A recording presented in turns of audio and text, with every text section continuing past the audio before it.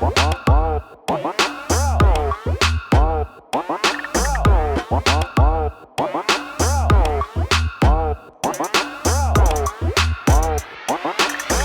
noite, estamos aqui hoje com uma convidada super especial, a doutora Jéssica Jaime, perita forense, vou ler porque são muitas atribuições, especialista em enfermagem forense, pós-graduada em criminalística e criminologia, especialista em crimes sexuais e homicídios, provas digitais, análise de credibilidade testemunhal, criadora do projeto Vozes Silenciadas, entre outras milhares de atribuições. Boa noite, doutora, tudo Boa bem? noite. Seja muito bem-vinda. Obrigada. Estamos muito felizes que você topou participar do nosso podcast. E começa contando pra gente qual que é o trabalho de uma enfermeira forense. Certo. Qual que é a importância de um enfermeiro forense? A enfermagem forense, ela chegou aqui no Brasil, ainda está muito recente, foi em 2011. A gente tem a resolução aí 389. E ela ainda está sendo implantada, ainda está sendo vista, muita gente ainda nunca ouviu falar, novidade. É uma novidade. No ambiente hospitalar, ela entra aí com a questão de chegar uma vítima de violência doméstica, né? Ou até mesmo um crime sexual. E ali o enfermeiro ele já fazer essa cadeia de custódia, coletar esses vestígios, ter essa identificação. Então hoje o nosso conselho de classe permite que atuem, mas tem que ter a especialização. Então hoje a pessoa ela precisa ser enfermeira forense. Só que aqui em São Paulo ainda está um pouquinho mais devagar até em comparação com outros estados. A gente não sei se vocês já ouviram falar da Sala Lilás. Não. Né? Então a Sala Lilás ela é um acolhimento para vítimas de violência doméstica. Então assim, aqui em São Paulo ainda está também começando a se falar mais. Agora em julho nós tivemos aí criamos o núcleo de enfermagem forense, né, com o apoio aí da UB de São Paulo. E aí estamos indo nesse trabalho de formiguinha para divulgar e também conquistar o nosso espaço. Né? E já foi implementada alguma sala lilás, por exemplo, no Pérola Baito, que eu sei que é um lugar... Isso, no Pérola Baito é um hospital que já tinha, né, essa questão de ter esse olhar mais jurídico, né, esse olhar mais preciso para essas áreas, mas ainda não tem implantação. O que a gente tem lá tem a delegacia, né, então já cada andar do Pérola Baito é uma fase, é uma lua.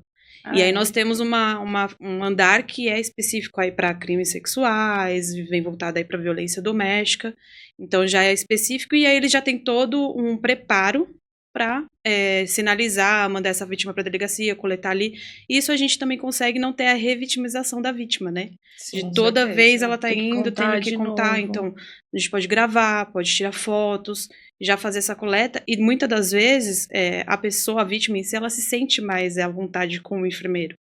E nós estamos na linha de frente. A gente viu aí na questão da pandemia. Né? Então, a gente está na linha de frente para já ter essa identificação. Entrando na área que eu atuo de crimes sexuais, na questão hospitalar, na questão da área da saúde, entraria também essa questão de ter esse olhar forense. Muitas hoje, até ontem mesmo, eu raciocinando e pensando em coisas que já vivenciei na área da saúde, antes de eu me formar como enfermeira, eu fiz auxiliar e técnico, então vem aquela questão de estágios e tudo mais, né? E eu passei por a área da pediatria, pelo setor, e eu me lembro nitidamente de uma criança que nesse período todo que eu fiz do estágio, ela estava vindo frequentemente para o hospital por uma questão de infecção de urina, uma menina, né? E hoje, olhando pelo olhar forense, pelo conhecimento que você vai tendo, aquela menina ela poderia ser uma vítima de um abuso sexual. Mas muitas das vezes, soube. e muitas das vezes, a gente tem até um caso aí lá em Brasília, de uma enfermeira, que ela estava no hospital, chegou uma vítima que era uma criança de aproximadamente 7 anos, ela usava traqueostomia, então assim, até então, o caso dela estava estável, né, em questão de tráqueo, estava tudo estável. Só que ela estava vindo frequentemente para o hospital por uma incidência de infecção urinária. Então assim, a gente tem 3 graus de ter esse escorrimento. Quando a mulher apresenta o escorrimento, a gente tem ai, me fugiu da memória aqui agora. A gente tem a vaginose, enfim, a gente tem esse escorrimento que é um escorrimento normal, que às vezes é uma higiene íntima, enfim, sabe, um produto que você usou que não deveria e tudo mais. E a gente tem outros graus desses tipos de escorrimento, que vem o grau que é da sexualmente transmissível, seria um grau esverdeado. De fácil percepção, assim. Isso, de fácil percepção. No olhar clínico ali, você já consegue identificar e já, peraí, acendeu uma luzinha aqui, né? E o que aconteceu? Ela estava nesse plantão, não tinha nenhum médico até o momento, e aí a mãe falou, olha, tá assim, mostrou a calcinha dela como que tava e tudo mais. A enfermeira, ela comunicou, só que não tinha nenhum médico plantonista, ia virar o plantão e assim, iria entrar um outro médico, então ela deixou tudo anotado no prontuário do paciente. Né, olha, tá acontecendo isso, tal, enfim. Passou, ela foi pra casa, e aí ela foi com aquilo na cabeça. Mas peraí, essa criança tá... Isso daí é um sinal de uma infecção, né, não é uma coisa assim normal. E ela foi pra casa e chegou no próximo plantão, ela ficou curiosa pra saber o que tinha havido com a criança e tudo mais, qual foi a conduta da médica. E simplesmente deram um medicamento pra criança e a criança foi embora. E aí ela chegou na médica e conversou com a médica e falou, doutora, eu fiquei pensando muito nesse caso e eu acho que essa criança ela pode estar, sim, sofrendo um abuso sexual. E aí eles foram tentar encontrar a mãe, não conseguiram, e essa criança ficou perdida. Tanto que hoje ela fala assim que ela tem esse peso na consciência. Até então, ela não tinha ainda o conhecimento da enfermagem forense, não tinha esse olhar atento. Eu falo que, assim, hoje os enfermeiros, eles têm esse olhar, eles só não descobriram, né? E, assim, não se atentam, porque não é cobrado. O que a gente é cobrado é de chegar ao paciente, você atender ele, enfim, fazer conforme tá as prescrições médicas, prestar o seu atendimento, mas não é cobrado de você ter um olhar... que é um trabalho a mais, né? Então, assim, hoje o Brasil, ele tá no ranking de 5º país que mais sofrem com violência doméstica, crimes sexuais. Então, imagine o quanto, olhando hoje, até mesmo, por exemplo, essa questão que teve da pandemia, que a gente viu que aumentou os casos de violência doméstica, que podem ter sido já coletados, paralisados, tempo. tudo ali no hospital, né? Então, assim, quanto mais enfermeiros forenses estiverem já atuando, vai ser melhor. Lógico, a gente tem a enfermagem forense aí num âmbito muito grande, a gente pode atuar no hospital, como assistente técnico, psiquiatria, a gente está falando hoje de violência de crimes sexuais, de violência doméstica, mas tem a violência contra idoso, tem vários tipos de violência. Sim. E que, querendo ou não, a enfermagem sempre está de alguma forma ali.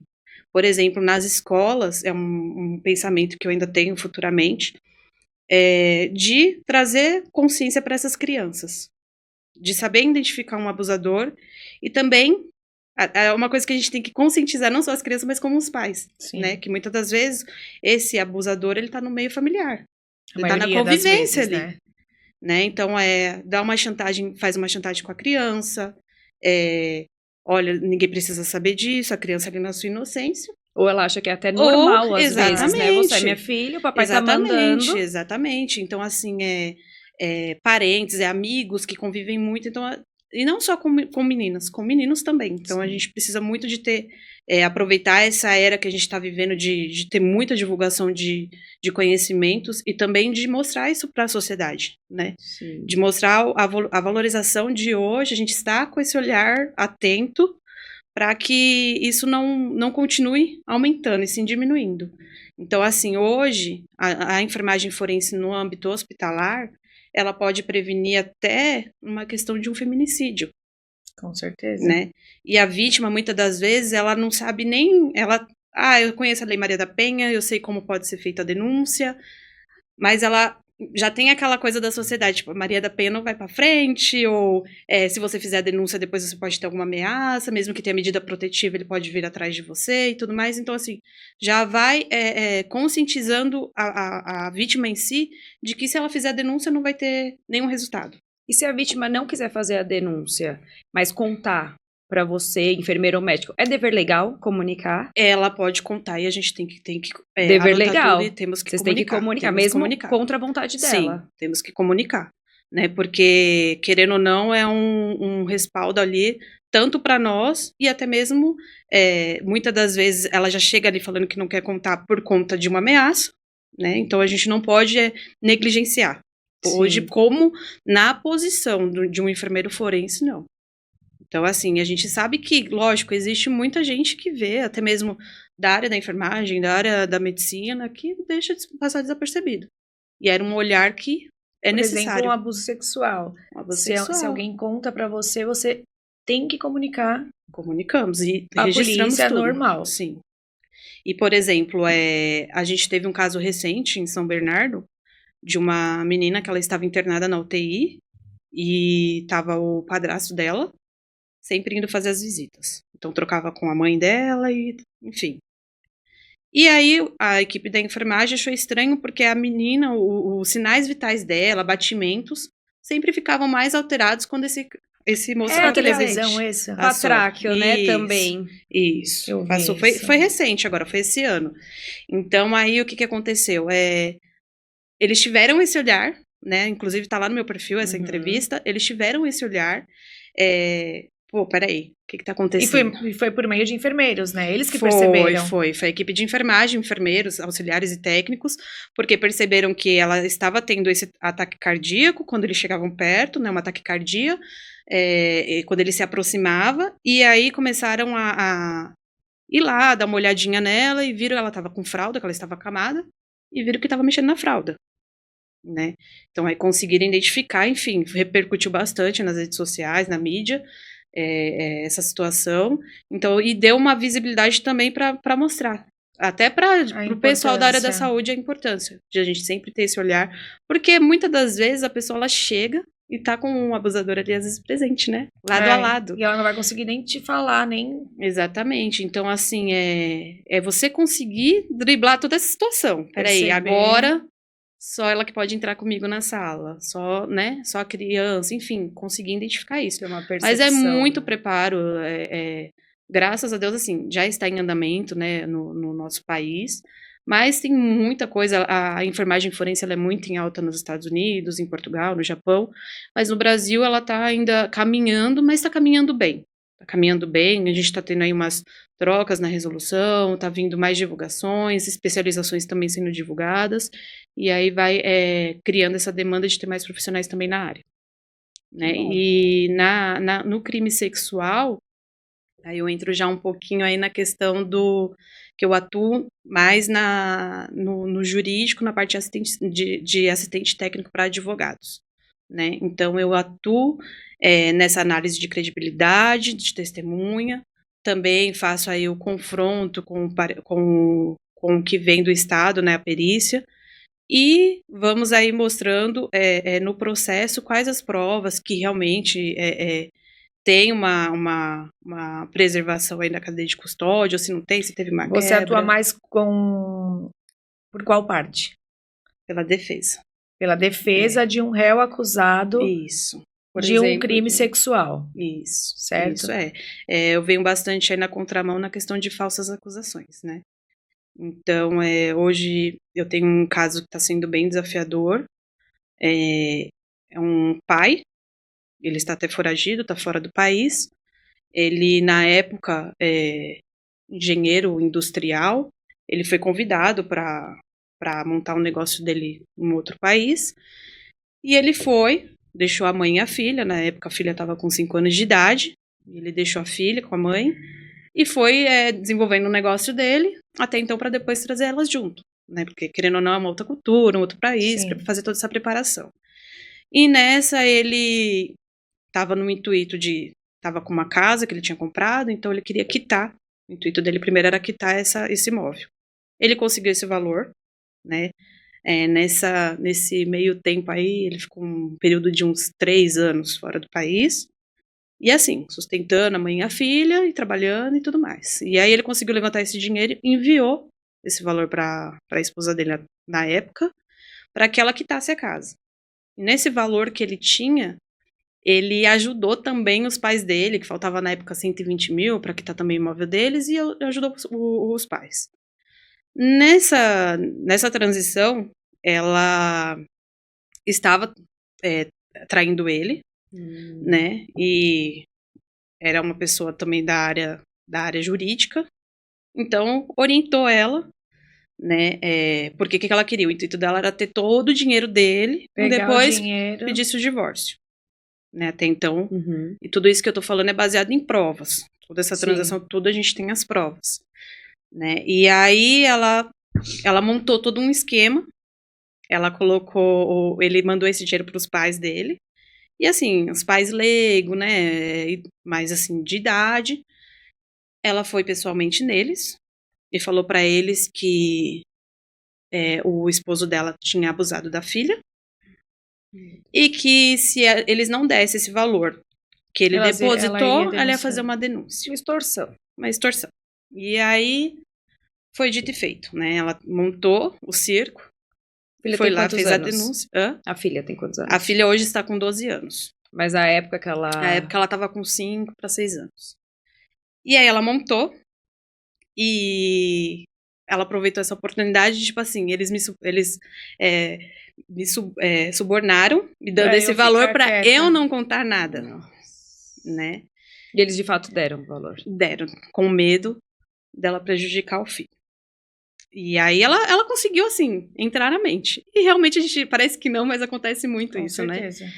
E aí ela conseguiu fazer isso daí e fez a denúncia. Então hoje... ele está respondendo por estupro de vulnerável. Estupro de vulnerável.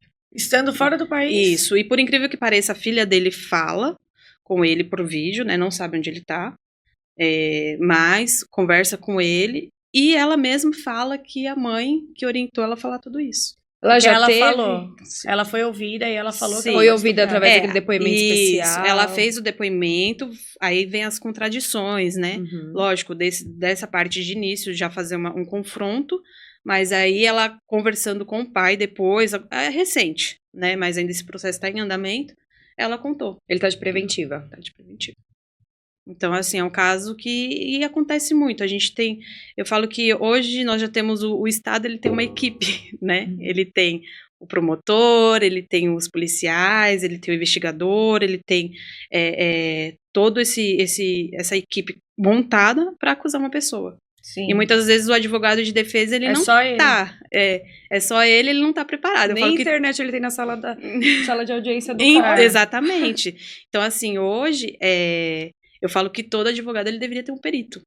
Né? Ele deveria ter um perito porque o advogado vai vir aí na questão do direito, das leis, e o perito vai vir em cima das provas. A gente vai confrontar, do mesmo jeito que ele está confrontando o que o MP está acusando, ele vai ter também um perito para confrontar a perícia e tudo mais, né? E ter um olhar diferente. Por exemplo, a enfermagem forense hoje, ela dá um olhar diferencial para um assistente técnico, para um advogado. Eu estava atuando no Tribunal do Júri, um caso de feminicídio, e eu estava também na defesa, e era só eu como mulher, então aí... É pior ainda. Tipo, eu olhava assim, eu já via todo mundo me fuzilando, né? Como que uma mulher tá defendendo isso? E assim, a perícia, ela é imparcial, a gente não vai olhar para o cliente, a gente vai olhar para as provas. A pessoa que está ali, ela tem que, ao meu ver, da justiça, ela vai cumprir pelo que ela cometeu. Nada mais e nada menos do que aquilo, né? E aí, esse caso, por incrível que pareça, na audiência, a maioria do pessoal do júri era mulher, né? Era uma juíza, era uma promotora. Então, eu fiquei com aquela sensação de, tipo assim, mesmo eu sabendo de tudo isso, a sociedade não me vê assim, né? E aquele olhar de todo mundo quando entrava e olhava e falava, meu, como que tem uma mulher daquele lado? E aí, no testemunho da mãe, ela começou a acrescentar algumas coisas. Que não existia antes. Porque a gente sabe, o tribunal do júri, ele é emoção. Né? Então, você tá ali para você mexer com a emoção dos jurados, né, também. Pra Foi mostrar... um caso de feminicídio, né? Foi, feminicídio. E aí, a mãe, ela, no momento do depoimento, na época a mãe também não tinha uma boa relação, segundo a madrasta, com a vítima não tinha uma boa relação com a mãe e tudo mais, mas assim, mãe é mãe, né? E aí ela começou a contar que ela queria ser avó e aí começou a chorar, tudo bem. E a gente entendendo, só que daqui a pouco ela começou por uma linhagem que peraí, não, isso daí não tem no processo. Na hora eu já peguei o processo ali na hora, falei, não, peraí. Ela começou a falar que a filha estava grávida. Né? E aí ela falou, não, aí o promotor também a promotora ficou meio assim, mas aí foi fazendo perguntas, a defesa também veio ajudando, a defesa não, a acusação veio ajudando ela, né, o advogado dela, e aí entra a parte que é importante da perícia, de você ter um especialista nesse momento. Porque se você tiver um especialista, você faz as perguntas chaves. Você não precisa de ficar enrolando, fazendo um monte de pergunta. E querendo ou não, às vezes, um momento ali, pro advogado, tem que ter muito raciocínio naquele momento, né? De você, como saber conduzir a audiência, mexer também com os jurados, porque querendo ou não, a acusação, ela vem forte, né? E basicamente, sempre o pessoal vai estar do lado da acusação. Então, nesse dia, aí eu já peguei ali na hora o processo, já estava tudo certinho sobre o processo já na minha mente, mas dei uma olhadinha ali rápida, não, peraí, isso daí não tem, já olhei uns exames que tinha, não tô falando nada disso. Então, foram perguntas chaves que naquele momento, excluiu essa possibilidade. Como que ela foi morta? Ela foi a tiros. Tiros? Isso. E aí teve uma autópsia? Sim, sim. E não tinha também nada. Sim, não tinha nada também. O legista facilmente detectaria um feto ali, né? Exatamente. E assim, são coisas que naquele momento, se você vai deixar, ele vai. Os jurados em si, eles vão acreditando. Sim. E assim, é uma mãe que tá ali falando, né? Lógico, tinha a mãe da vítima, tinha a mãe da testemunha, mas assim, comovia para quem não em si não tem o processo todo, não viu todo o processo. Lógico, ele veio a pagar o que ele tem que pagar, sim, mas baseado naquilo que realmente foi feito. Né? Então, assim, ela trouxe todo uma emoção naquele momento que o advogado em si já, tipo, como assim, né? Então, assim, esse olhar que já deixou ele calmo, peraí, só faz essas perguntas aqui, pronto, foi a chave, e aí a juíza já em si já viu que não tinha nada disso, né, no processo, os jurados também, e foi um caso que a gente entrou 1h da tarde e foi sair 5h da manhã. Seguido, ouvindo todas as testemunhas, né, uma por uma, e dar uma pausa, mas é bem... o Tribunal do Júri é cansativo. Doutora, você como especialista em crimes sexuais, você já teve que lidar com situações assim, em relação à vítima? De você saber que aquela vítima realmente foi vítima de um abuso sexual, de um crime sexual, e você, por exemplo, estaria pela defesa? Sim, eu sinceramente ainda não atuei, pretendo não atuar nesses casos assim, mas eu sempre venho falo bastante da questão de falsas acusações, e como eu te falei, a gente vai baseado nas provas também, né? Lógico, tenho testemunho, por exemplo, eu peguei um caso recente que ainda agora está para finalizar, para vir aí a sentença para ele, e ele é um senhor já de idade, é o patrão, ele tinha uma cuidadora, enfim, uma empregada doméstica, né, e ela veio trabalhando com ele, e nesse período que ela estava trabalhando, ela chegou a engravidar e tudo mais, teve então assim, ela conhece a família, vivência de longos anos, né? E ela, no depoimento dela, que ela veio colocando, é uma contradição muito grande no processo, porque assim, são duas meninas, são irmãs. Então você vê que uma tá puxando o que a outra tá falando, né? A mãe disse que desconfiava, mas fazia vista grossa. Uma das meninas fala que tentou falar com a mãe, Aí, o que elas fizeram? Como elas moravam, a mãe, o avô e a avó, elas contaram pro avô. O avô orientou, porque por ser idoso, tal, orientou elas contarem na escola. Aí foi pra coordenação, veio o conselho tutelar e tudo mais. E aí, cada depoimento, uma versão diferente. A gente sabe, existem as falsas memórias, né? A gente trabalha muito também com isso, ainda mais com criança, né? E quando foi realmente ter essa audiência, para ouvir todos, aí ouviu o avô, ouviu a mãe e tudo mais. A mãe, ela entra muita contradição, e aí vem essa questão da análise de credibilidade da testemunha, né? Expressões faciais, colocação, um gesto, né? Às vezes até o movimento do piscar dos olhos já diz alguma coisa. Então, com isso, eu fiz toda essa análise desse processo, confrontando também os depoimentos em sede policial, na audiência, e aí trazendo também essa defesa para ele. Ele é um senhor idoso, ele tem diabetes já há muito tempo, e a diabetes, com as medicações que ele toma, causa impotência sexual. Então, eu trouxe no laudo tudo isso, as medicações, quais os efeitos colaterais, em quanto tempo que realmente pode causar essa impotência sexual nele. Veio o depoimento da esposa, da filha, que estava o tempo todo ali presente com as meninas também, que tem uma faixa etária até parecidas. Então, assim, a esposa dele o tempo todo dentro de casa. Ela cai em contradição porque ela chegava um condomínio, então assina, né, quando algum serviço, né, fora, e eles assinam o horário de chegada, enfim. Então ela caiu em contradição, dizendo que nunca assinou nada, sendo que ela trabalha há anos nesse condomínio, no mesmo condomínio. Então, assim, esse caso, no início, quando eu vi o testemunho das crianças, eu falei, não, essas crianças foram abusadas. Só pelo testemunho inicial delas.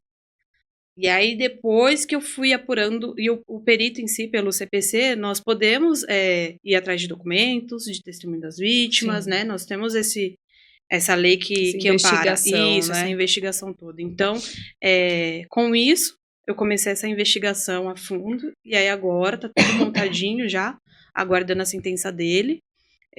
Mas a gente conseguiu, nesse laudo, mostrar em si, né? Bem desenhado ali tudo, que realmente são falsas acusações. Ela teve, em um trechinho de um depoimento dela, eu peguei uma discussão que ela teve com a patroa. Um trechinho, uma coisinha muito rápida, que ali também para mim foi uma chave, para eu mostrar também que pode ter sido possivelmente, por conta desse atrito, ela está com raiva, enfim, e tudo mais, e veio toda essa situação, porque nada de todas as situações, nos quesitos que foram feitos para a advogada, para ela conversar com as crianças, nada bate. E teve alguma situação que te marcou muito, principalmente relacionada a abuso infantil, que nós sabemos o quanto é difícil, só de ouvir, assim, já chega... Né, ser inescrupuloso, algumas coisas que a gente lê na mídia e tudo mais, e você de perto, já teve alguma coisa que te marcou, assim? Sim, presencialmente eu ainda não peguei nenhum caso parecido, esse foi o único caso que no início mesmo eu me atentei e falei, não pode ser que realmente houve, e assim, eu faço toda uma análise antes, né, antes de atuar no caso, e nesse caso, sim, eu até achei, mas hoje, para mim, o que mais está sendo desafiador em si é desse pai, está foragido, ele chora porque não pode estar próximo da filha.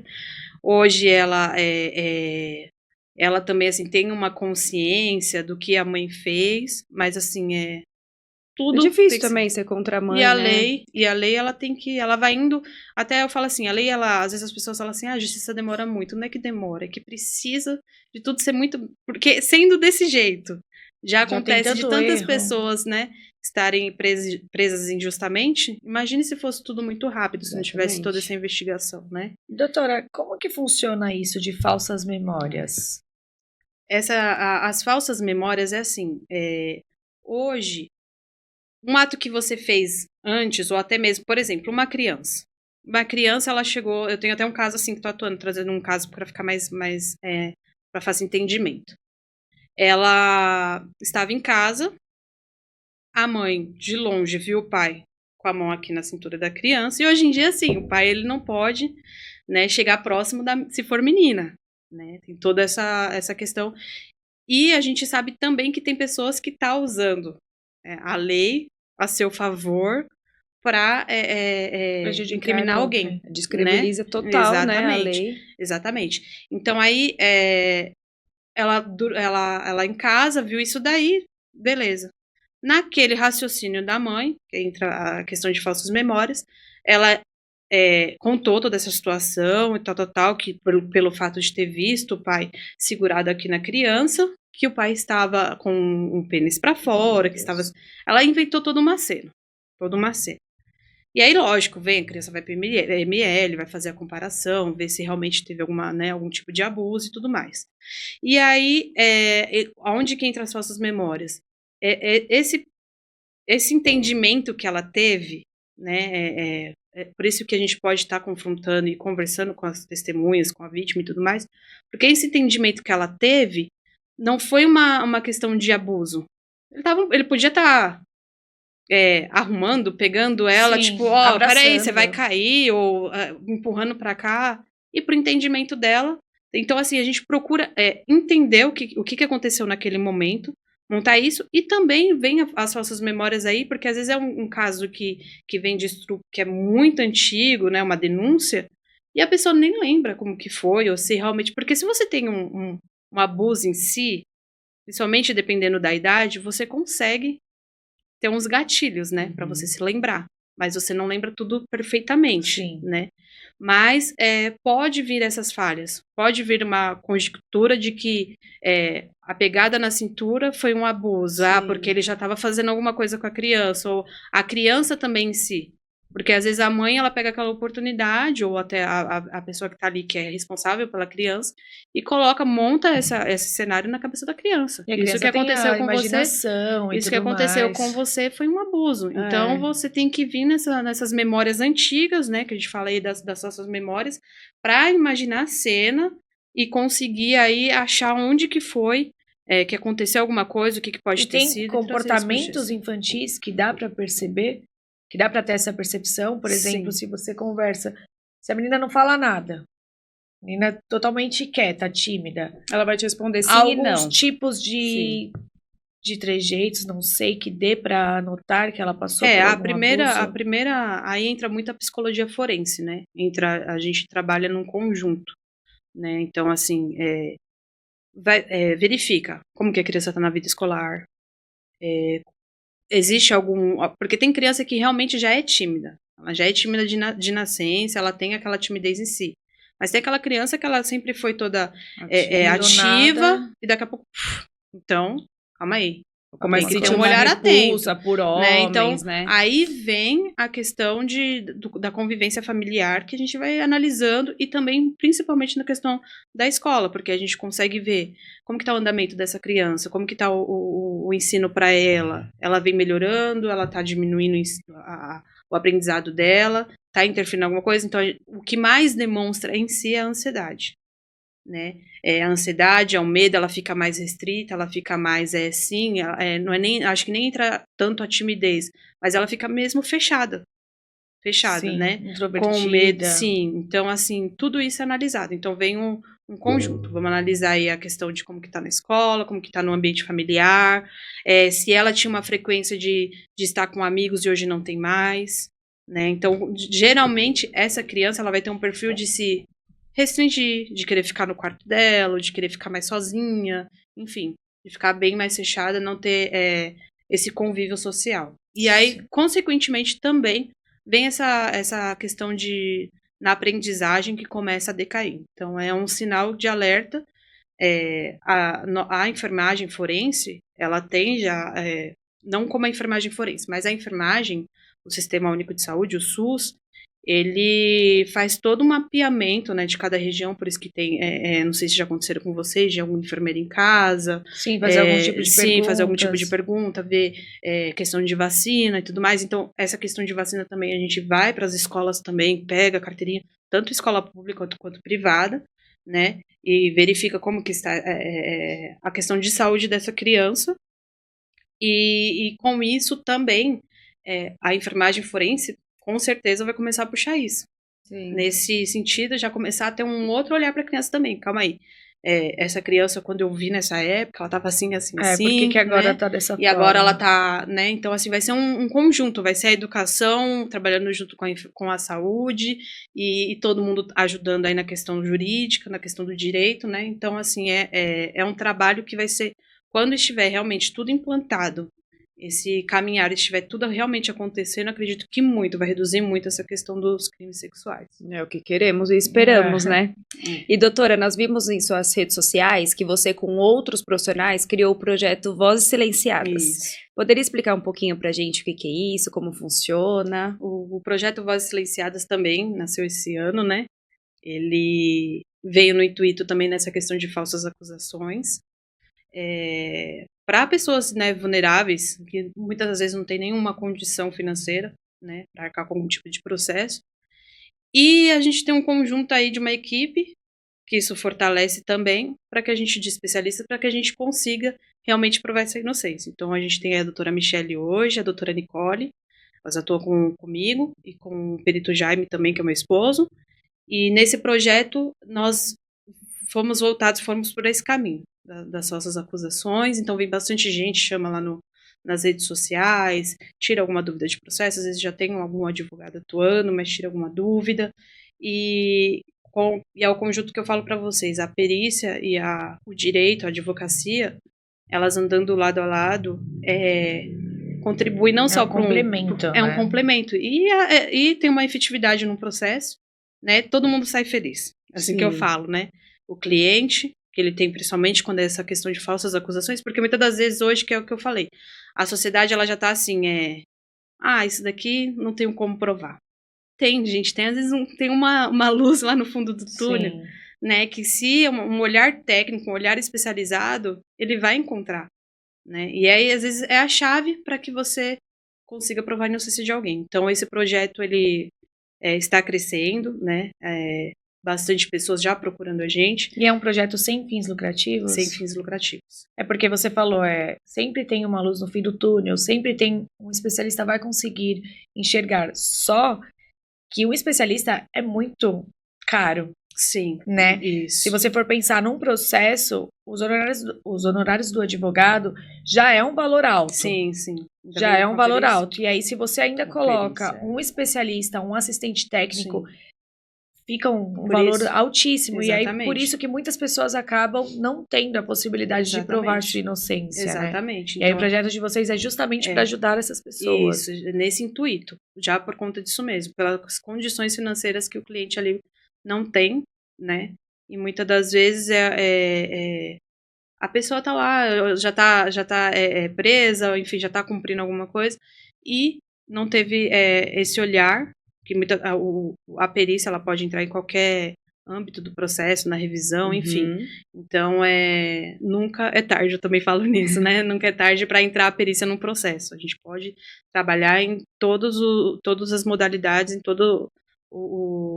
na fase que o processo estiver, a gente pode entrar, fazer uma revisão criminal e tudo mais. Então, com isso, já trouxemos aí bastante absolvições, né, bastante casos. Isso que eu ia perguntar, eu imagino que sejam muitas procuras. Sim. E vocês também têm atribuições por fora, porque não tem como a gente viver só de caridade, não, né? Sim. Como que vocês filtram esses casos? Nós filtramos, tem um tanto de casos que a gente pode pegar, enfim, analisar esse processo, porque muitas das vezes, assim, também todo mundo vem e fala assim, olha, eu sou inocente, né? E aí você vai olhar no caso, analisar e não é, né? Então, assim, a gente faz essa análise, filtra, olha, realmente, e vê também, porque às vezes também, por ser sem fins lucrativos, as pessoas querem de qualquer jeito, né? Exato, Não, então a gente precisa filtrar também se realmente não tem nenhuma condição, né, de ter... porque até pessoas que têm condição financeira vão procurar porque fica mais fácil, exatamente. Porque mesmo quem tem condição financeira não consegue, de fato, um perito para atuar, um assistente técnico. Então eles vão falar, é uma oportunidade, vou falar que eu sou inocente. Sim. Então a gente filtra nessa parte de questões de realmente não tem condições financeiras, realmente dá para atuar nesse processo, realmente a pessoa é inocente, porque já também veio vários casos que não era inocente, a gente sabia. Então, a gente não vai ficar debatendo com o cliente, mas a gente fala, olha, não dá pra gente atuar nesse caso, entendeu? Mas a gente faz todo esse filtro e temos aí uma meta mensal de quantos casos atuarem também, porque a gente também tem nosso serviço em si privado, né? E como que as pessoas chegam até vocês? É só pelas redes sociais Pelas redes sociais, por lá tem também os contatos, né? E elas entram em contato também pelo telefone, mas lá pelas redes sociais tem as informações. E vocês estão com esse projeto Brasil ou só São Paulo? Nível Brasil. Nível Brasil.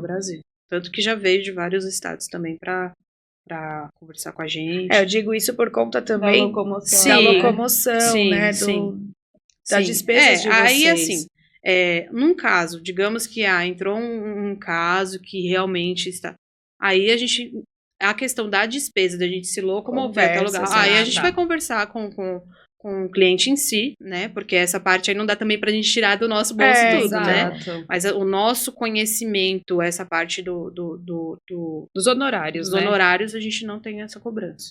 Por isso também que a gente faz, assim, tem todo um filtro e tem uma forma de a gente não colocamos um tanto de atendimento mensal para também que não sobrecarregue todos os profissionais, porque todo mundo aqui também tem o seu... Sim. Precisa também trabalhar e ganhar também, verdade. né? E tem um caso que você consegue contar pra gente? Que tenha te marcado. Deste projeto, que vocês conseguiram de fato comprovar a liberdade, a inocência dele? A gente teve, tá até lá nas redes sociais, foi um caso que repercutiu muito também. É um rapaz, ele estava desesperado, porque ocorreu um caso de estupro, né? E fizeram o retrato falado e exatamente o retrato falado dele. Era a cara dele perfeita. Se vocês olharem lá nas redes sociais, tem toda entrevista, mostra o retrato falado dele. Então, assim, ficou perfeito. E nessa, assim, a internet hoje tudo é muito rápido, né? Então, você caiu na internet, se você tá sendo incriminado, você não pode mais nem pensar em pisar na rua. Aí são juízes, né? Exatamente. Então, assim, ele ficou desesperado, nós vimos, e aí ele entrou em contato com a gente, já começou a sair nessas páginas que tem, né, de dicas, de jornais, enfim, começou a sair, ele entrou em contato com a gente, pedindo pelo amor de Deus, que ele precisava de provar a inocência dele, que já estava sendo ameaçado de morte, estava indo pessoas na porta da casa dele, e assim, foi muito, mas muito rápido, a gente agiu muito rápido mesmo. Já entrou em contato com jornalistas, a advogada já foi, analisou o que estava acontecendo, viu todo o processo, e aí a gente já conseguiu fazer esse confronto, foi tudo muito rápido mesmo. Nossa, que muito bom. rápido. E aí ele tem até um depoimento dele na internet, ele agradecendo os Vozes Silenciados, o projeto, e graças a Deus a gente conseguiu, e assim, existe também essa área jornalística que a gente tem que trabalhar muito rápido de divulgação, porque... Sim. Do mesmo jeito que foi essa parte de falar de que ele realmente era o estuprador, a gente já conseguiu que a mídia jogasse, olha, está acusado injustamente, foi feito um retrato falado. E aí o que aconteceu? A vítima, ela foi até a sede policial e foi lá e falou, não é ele. Não é ele, esse retrato falado que montaram, não é a pessoa que eu relatei para vocês. Então, assim, a vítima também reconheceu, né? Então, assim, e aí já foi pra mídia. Indo pra mídia, aí já repercutiu também nas páginas, enfim, e aí já... Vocês não salvaram só a liberdade, salvaram a vida dele. Exatamente. Nós sabemos como essa questão de linchamento, exatamente, né? E assim, é muito rápido, né? Porque caiu na mídia e acabou. Não tem como. É muito rápido, muito rápido. O negócio, ele dispara. Então, aí, ele até no agradecimento dele, ele chorou, ele falou, vocês me salvaram, né? A família também.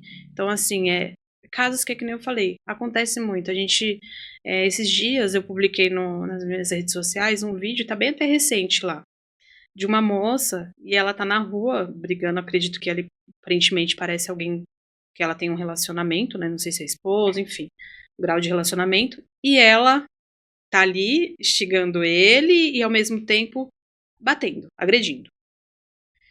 O que ela fez? Nisso, tava uma pessoa de fundo, que é o que filmou. Então, hoje também as pessoas já, né? Aconteceu alguma coisa, às vezes a pessoa tá lá, já tá filmando para registrar alguma prova. E ela se fingiu ter encostado nele, e daqui a pouco ela sai, depois vocês dão uma olhadinha lá, ela sai, falando, ai, me bateu, você não me machucou. Enfim, e tudo isso. Aí até a pessoa que tá filmando fala, olha, se eu não estivesse filmando, o que ia acontecer com esse homem? E aí eu publiquei esse vídeo. Por quê? É um intuito de mostrar que existe, né? Tem um vídeo de uma criança lá que, brincando, ela mente ali. Então, assim, a gente fala que a criança, ela mente não pelas mesmas mentiras que o adulto mente, mas ela também pode mentir, ela também pode inventar coisa na imaginação dela, né? Que é aí o que entra as falsas memórias. Então, essa mulher, aí eu coloquei. E aí, daqui a pouco, começou a bombar. E eu falei, meu Deus do céu, daqui a pouco vai começar as pessoas a comentar. E aí veio aquilo que eu falei pra vocês, aquele julgamento, querendo ou não, por ser uma mulher colocando isso, né? Sim. Tipo, você tá defendendo? E aí teve uma pessoa que comentou lá, assim, acontece tanta violência e vocês não dão ênfase pra isso, e vocês querem dar ênfase só pra um negócio, um vídeo desse? Então, assim, é que as pessoas, elas vão pelo que tá passando na mídia. E a mídia, ela sempre vem mais nesse caminho. Mas existem falsas acusações. Então, o que teria acontecido com esse homem se não tivesse alguém ali filmando? Ele já estava na cadeia, né? E aí? E ela? E aí, o que eu quis mostrar no vídeo? Que, com isso, a própria mulher, ela tá pegando e prejudicando as outras mulheres que realmente sofrem de violência. Porque aí você não acredita na Entendeu? outra. Você descredibiliza Entendeu? o depoimento Exatamente. de outras vítimas reais. Exatamente. Então, assim, não é só a questão, lógico, que a gente tem esse olhar primeiro para a pessoa que está ali naquele momento, que violência doméstica não é só uma mulher com um homem, Sim, é qualquer tipo de violência, né? Então, no assim, âmbito então, assim, quando é com um homem tem um julgamento muito maior, né? E aí, se não tivesse aquele vídeo que provasse isso, como que ia ser para esse homem? É um pai de família?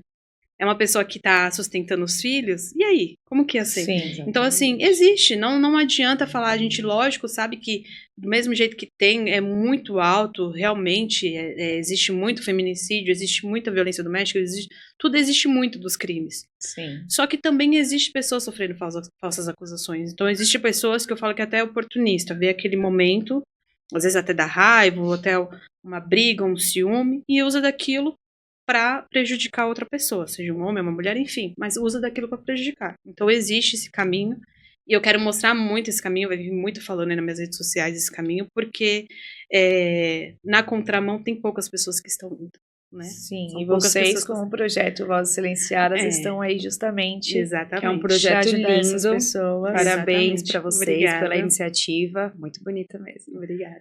Infelizmente, nosso episódio está chegando ao fim. Mas tem muita coisa que a gente gostaria de saber também. Sou rápida, né? Mas é que passa muito rápido mesmo. Muito obrigada pela sua participação. Que agradeço. Nós agradecemos, né, você ter topado participar do nosso podcast.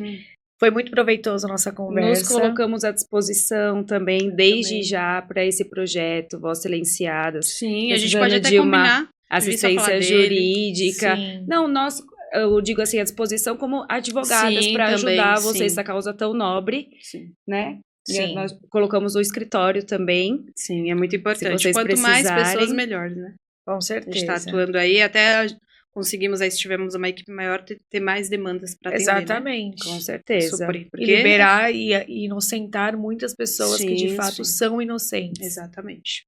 Muito obrigada. Obrigada a vocês, gente, pela oportunidade. Esse foi mais um Pod das Doutoras.